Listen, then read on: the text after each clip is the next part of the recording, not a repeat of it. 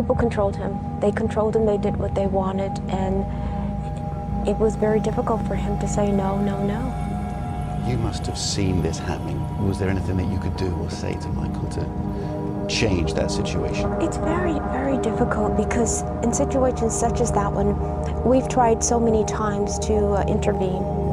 And it's not always that easy because they keep everybody at bay. They keep everyone away, actually.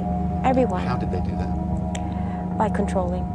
And I know because I have been in a controlling and abusive relationship, but by controlling him, controlling his thoughts, control what he does, not letting giving orders, not letting anyone through the gates, not letting anyone near security, things of that nature. And this way they have him and they control whatever he does.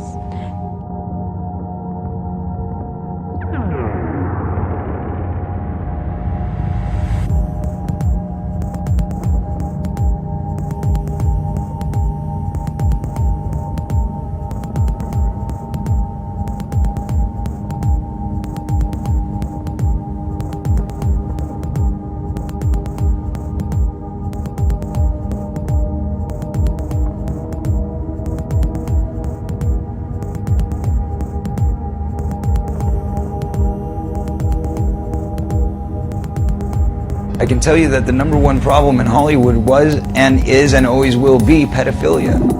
That's the biggest problem for children in this industry. It's the big secret. And it's widespread? Oh yeah. I was surrounded by them when I was 14 years old. Surrounded. Literally. Didn't even know it. It wasn't until I was old enough to realize what they were and what they wanted and what they were about and the types of people that were surrounding me till I went, oh my God, they were everywhere like vultures.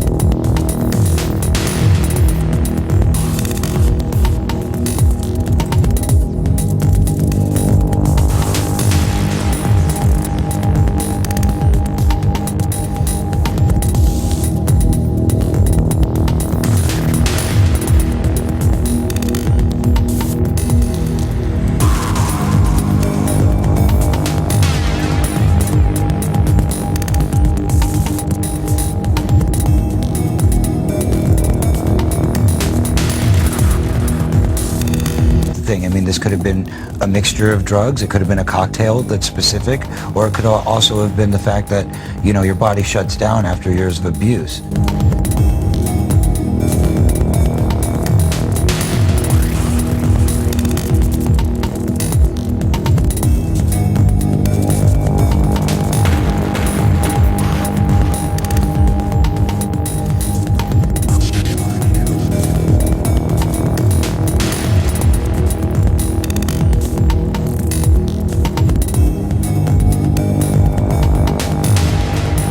Person to blame in the death of Corey Haim, and that person happens to be a Hollywood mogul, and that person needs to be exposed, but unfortunately I can't be the one to do it. But the person that knows who did it and knows who he is watching right now, I guarantee you. Because you must understand something. Michael always told me, he says, Latoya, if anything happens to me, if I die, it's because someone murdered me, because they will kill me. Yeah. They're trying to kill me. And he would say that, and it wasn't being delusional or anything. There was a circle of older men that surrounded themselves around this group of kids. And they all had either their own power or connections to great power in the entertainment industry.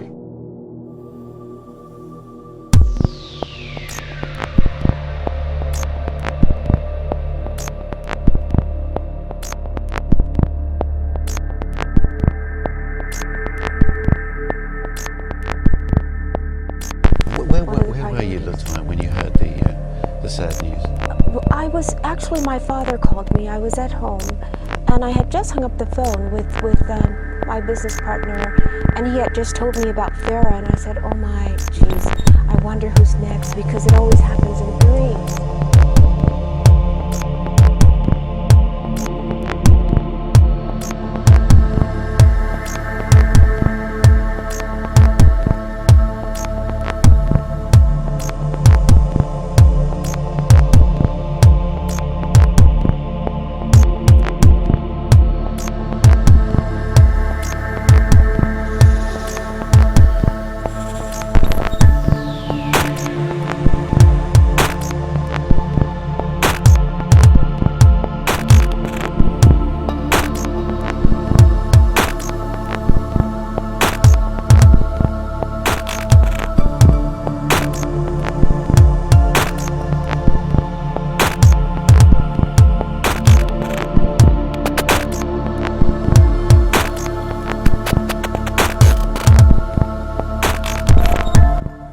They knew that Michael was worth more dead than alive.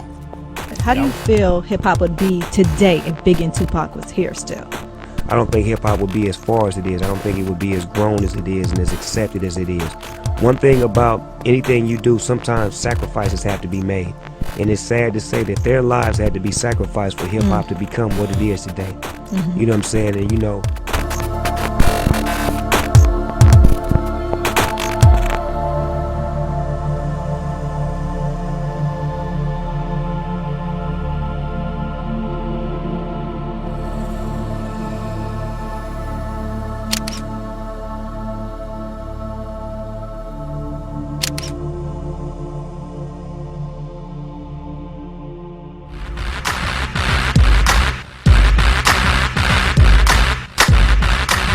The game is bullshit, man. The game is fucking bullshit. If you want to rap or sing or whatever, don't become a part of the game.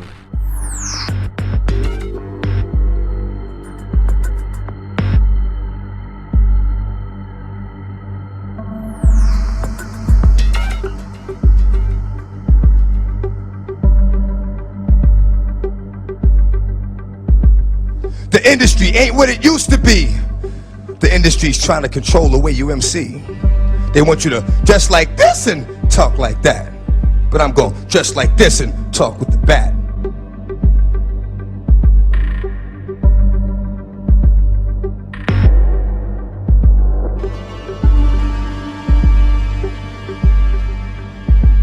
America makes you an opportunist, and at the same time they institutionalize you. So the fact that niggas get these big record deals, big money, and then go to jail shouldn't surprise you. That's what lies do. Do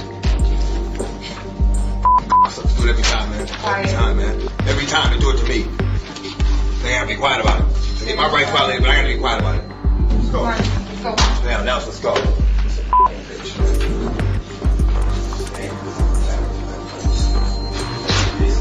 So the business feeds them all the weed and ecstasy and a little bit of paper to provide some pacification from all the bullshit frustration they serve. Well, I just had to listen to the prosecution's closing argument, and it was just so far from the truth that it really just has me drained at the end of the day. Michael had to endure painful and hurtful allegations, and he had to undergo a 14-week trial during 2005 to prove to the world his innocence. And every time he came to the court, you were there by his side. Tell us about that time. How hard was it for Michael? Well, it was very tough. It was very hard for him, and even before that, this was all planned. It was part of a conspiracy, part of the American government, the FBI, to do an investigation for 17 years on Michael Jackson. And for what? They found nothing. And they tried and tried and tried to bring him down, to diminish his popularity. And that's what is so just unbelievably misunderstood by the world. It's like they put these allegations out there because they want the world to think that he did this. I know my brother. Yes. We know each other. My mother raised us to have God in our lives from the very beginning.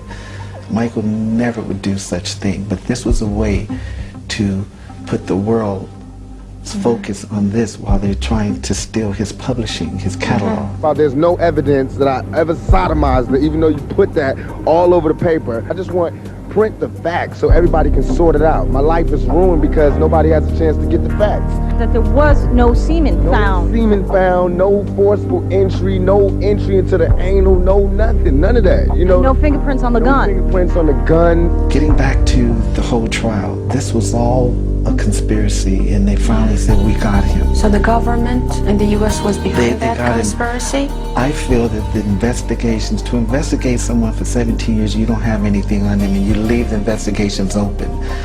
They have ways of doing things. That's why this system is what it is. And that's what disturbs me, because now they just release all these FBI files, and they say they found nothing. Yes, right. I read the report.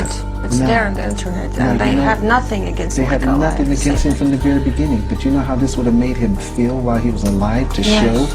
But the reason why they didn't release these, because it would have helped him in many different ways. Mentally, his image, his whole demeanor to people who wanted to believe these ugly things. So they knew what they would do. So now they release him while he's dead, because they want him out of the way.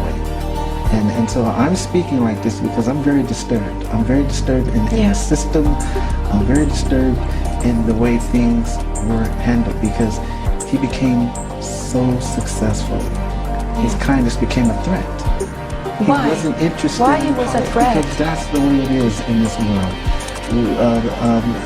He's not interested in politics. He's not interested in anything but helping people. That's it. You know, there's a lot of good people in this industry, but there's also a lot of really, really sick, corrupt people in this industry. And there are people in this industry who have gotten away with it for so long that they feel they're above the law. And that's got to change. That's got to stop.